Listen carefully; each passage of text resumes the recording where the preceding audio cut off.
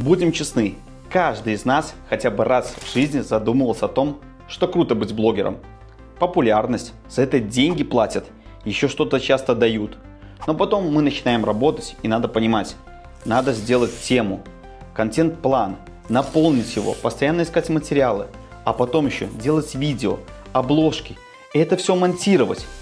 Блин, это реально огромный кусок работы. Поэтому в этом видео я расскажу наш опыт, как мы применили нейросети, чтобы упростить этот процесс, чтобы осталось больше времени на то, чтобы читать информацию, находить классные темы, а монтаж и оболочку нам помогут сделать нейросети, как вы прямо сейчас видите. Поехали! Мы прошли уже много технологий. Они все были немножко поодиночке, но в реальной жизни работают только что. Работает процесс. Нам понадобятся все материалы с предыдущих уроков, они заботливо собраны в плейлисте Киберканикулы. Начнем мы с блога. Почему с блога? Ну, во-первых, это максимально интересно, и в целом молодое поколение так либо иначе старается вести свой блог, либо свои страницы в социальных сетях, но на это тратится огромное количество времени. Время нужно ставить на то, чтобы искать новые идеи, а нейросети нам помогут в этом моменте. Давайте начнем. Первое, давайте выберем тему для блога. Я, правда, сформулировал то, что мне интересно. Дай мне тему для блога для целевой аудитории предпринимателей в Беларуси. И вот он мне заботливо 4О писал, что да, есть автоматизация, лин-методология, то есть все, что как бы я знал, внедрение в бизнес. И важным моментом он везде описывает, почему это может быть мне релевантно. Как мы помним из предыдущих уроков, одним из первых про ChatGPT, о том, что мы можем углубиться в каждый ответ и непосредственно о нем пообщаться, либо сказать, дай, пожалуйста, 5 близких к этому как бы тем, и вы посмотрите. Самое главное, не забывайте, он не экстрасенс, про нас он ничего не знает. Опишите все, чем вы занимаетесь, либо чем хотите заниматься, чтобы он вам что-то предложил. Смотрим на эти темы, выбираем, ну и, конечно, моя тематика, это будет уже как бы внедрение искусственного интеллекта. И здесь нам что нужно? Что же нам можно написать про искусственный интеллект? С одной стороны, можно написать все, что угодно, и этого очень много. С другой стороны, надо же как-то сделать, чтобы это было по теме. Так намного проще. И я его попросил. Я говорю, что внедрение технологии искусственного интеллекта для определенной целевой аудитории. Обязательно укажите, для кого вы это будете делать. И здесь он сразу, смотрите, предлагает мне определенные тематики с весами. Чего должно быть больше? Обзор технологий, инструментов, и сразу классно дает мне примеры статей, что можно про это писать. Кейсы, да, для бизнеса это безумно важно, он достаточно умный. Интервью с экспертами, нормально. Аналитические обзоры и прогнозы, мы тоже хотим узнать, что будет в 2025-2026 году. Туториалы и новости. Причем молодец, мне нравится, что новости он оставил только 5%, чтобы не блог, все-таки это не новостное агентство. Отлично, но мы помним, что можно его попросить добавить. Я говорю, слушай, ну нужно немножко развлекательного контента туда добавить. И давай сделаем какой-то код, чтобы потом было просто находить.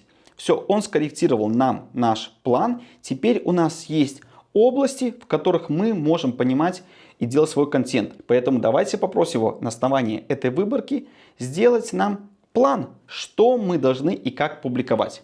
И дальше я ему пишу, отлично, сделай мне план. Для Инстаграма выберу пока Инстаграм. У нас есть пост, сторисы, рилсы. Условия, чтобы не было сразу и пост, и рилс в один день. Это слишком много. И в целом прошу его, предоставь, подумай, проанализируй моей публике, насколько часто нужно давать материал. Отлично, он смотрит. И вот у нас есть контент-план. Что мы будем и уже даже с какими примерно как бы темами. Видите, нам здесь пригодились эти коды, что было очень удобно. В целом неплохо, он аргументирует свой выбор, но я прошу, говорю, хорошо, но сделай чуть больше сторис. Вот, мы получаем наш контент-план, великолепно, и далее как бы я его прошу, давайте сделать таблицу Excel, как мы уже видели в предыдущих уроках, как мы работаем с Excel таблицами. Все, у нас есть Excel таблица, можно сделать разные выборки, ее куда-то еще поместить, в другое приложение загрузить, либо подсоединить, например, к Google таблицы. Хорошо, здесь я попросил его сделать нам распределение. Но мы хотим написать про какой-то непосредственно кейс. Уже все, план вы согласовали, все сделали и нужно что-нибудь написать. Найди на эту тему про мошенничество с помощью нейросетей. Хорошая тема. Мы заходим непосредственно в наш Perplexity, про который у нас тоже был отдельный урок, как правильно искать информацию. И вот, Мы попросили Perplexity. Он получше ищет, особенно учитывая то, что у нас есть 5 поисковых запросов про режима. Это отличная возможность. И я его прошу, раскрой эту же тему и найди мне, пожалуйста, факты с ссылками. Он здесь рассказывает, дает 10 разных фактов. Я ему говорю, вот пункт 3, давай более точную информацию. Он еще смотрит, что есть. И прямо рассказывает примеры. И что очень крутое, он нам сразу приводит кейс. В Беларуси был зафиксирован случай, и у нас как бы есть ссылка, где можно почитать про непосредственно этот случай. Поэтому ChatGPT великолепен, как и многие LLM, но есть места, которые другие специализированные программы выполняют лучше. Еще раз, нам не важно использовать только одну систему, нам важно быстрее и качественно добиться результата. И я просто взял то, что мне нашло Perplexity, обратно загружаю в ChatGPT и говорю, напиши мне, пожалуйста, пост в Instagram. У нас для Инстаграма здесь сразу появляются флажки, появляются эмодзи, появляются наши уже как бы хэштеги. Все, великолепно. Посмотрите, какой путь мы прошли. Буквально от того, что мы создали тему, создали план, и когда у нас есть каждый день, что нам публиковать, мы можем либо, если сами знаем информацию, если нужно что-то взять со стороны, можем использовать Perplexity, получить информацию, здесь ее оформить. То есть таким образом у нас уже появляется текст. Нам нужны картинки. И да, здесь мы вспоминаем прекрасные уроки про Midjourney. К примеру, у меня была уже эта тематика, я много создавал. Вот у меня есть прекрасный здесь такой человек, который как раз про киберпреступления. И посмотрите, я для примера сейчас вам показываю, как бы это выглядело. Я это сделал пост, просто в телеграм-канале. Вот, мы создали в Midjourney картинку под это направление. Вот у нас появился пост. И это все мы создали буквально за 10 минут. Но все равно, что же нам еще крутого добавить для визуала? Все любят визуал. И опять же, для сторис будет нужен визуал, не просто текст. Здесь есть несколько методов. Первое, вспоминаем урок про фоторедакторы, которые как Photor, как мы говорили, можно Glamp, либо другие приложения на Stable Diffusion, которые могут с вашим аватаром сделать что-то интересное. Вот я делал себе фотографии, вот такие вот, когда было евро. Вроде как бы мелочь, да, но это отличный повод где-то в соцсетях быстро показать, и это будет интересно, может собрать какое-то количество как бы лайков. Это хорошо в моменте. Второй момент, нам надо под сторис, к примеру, сделать какую-то фоновые классные картинки. По всем законам Midjourney, когда мы платим не самую дорогую подписку, все работы являются публичными. И здесь можно что-то смотреть, посмотрите, очень крутые работы, что-то вдохновляться, найти то, что нам сейчас по фону будет подходить к нашей истории, которую мы будем рассказывать. Вот мы нашли одну классную картинку. Мы можем играться с промптом, а можем нажать еще на лупу, и нам покажется поиск по вот этим вот картинкам в похожих стилях. То есть таким образом, найдя одну картинку, мы сможем сразу для сторис 3, 4, 5 картинок собрать, которые будут в одной как бы гамме. Добавляем свой текст. Вот у нас очень красивый визуал и уже готовы как бы сторис. Перейдем к видео. И первое это большие видео. Здесь я не скажу пока, что и экономически и по-разному будет оправдано делать это через AI. У YouTube есть множество правил, которые вам бы показали, как бы его продвигать. И первое, заголовки, описание, теги. Конечно, как только слышим заголовки, текст, сразу понимаем ChatGPT. Я сделал уже, немножко поисследовал, как пишет заголовок, какие разные стратегии. И я ему даю эти примеры, и если я ему говорю, напиши мне, пожалуйста, заголовок в этих примерах, он мне дает то, что как бы будет по разным стратегиям интересно. И здесь появляется порядка там 60 заголовков. И вспоминаем о том, что у нас есть прекрасная сеть Claude. И прям попросил его, слушай, а вот мне было бы удобно, чтобы ты из этих заголовков делал какие-то плиточки, я бы их лайкал и потом видел только лучшие заголовки. Никаких вопросов. Он мне написал такое приложение, в которое я вставляю то, что сгенерировал ChatGPT. Мне больше понравилось то, что генерирует ChatGPT именно для этой темы. Иногда Claude лучше. И далее я выбираю, читаю то, что мне необходимо. Оп, выбрал то, что мне необходимо. Все, в конце посмотреть, что понравилось. И у меня здесь сразу же отобраны мои заголовки.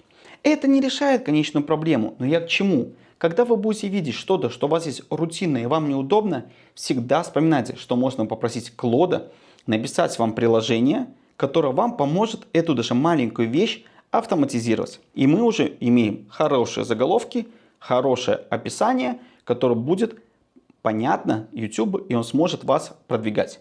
Но ролик на YouTube еще имеет одну важную составляющую, это обложка.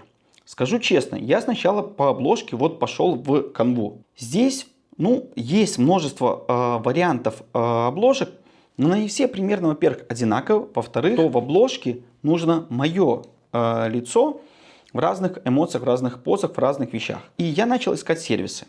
Этот сервис, конечно, платный, и все, кто захочет работать с YouTube, конечно, его советую, VidIQ. Здесь есть кнопочка «Генерировать».